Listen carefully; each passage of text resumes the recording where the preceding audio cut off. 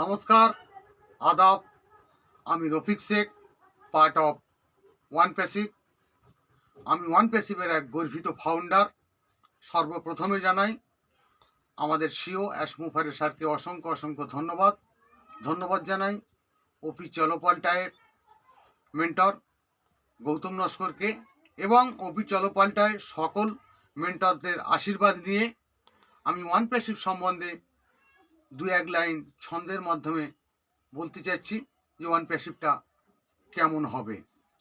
One passive হবে আয়নার মতো সারা পৃথিবীর কাছে, সবার মুখ সবাই দেখবে, এই নীতি আজ আসছে। কোন মানুষটি কি করছে, কেমন ভাবেই আছে, সেটাকে তুমি দেখতে পাবে নিজের কিন্তু চোখে।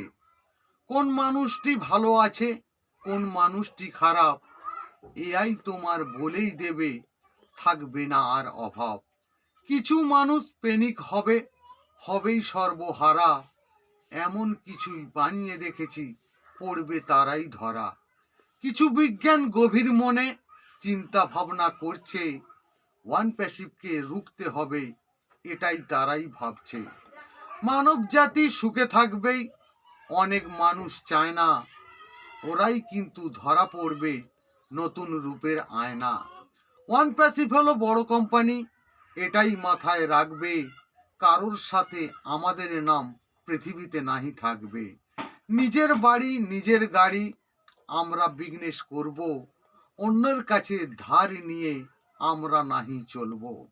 এটাই হলো অ্যাশমুফারের ওয়ান প্যাসিভের বিধান। 14 লক্ষ ফাউন্ডার আমরা সবাই কিন্তু মহান।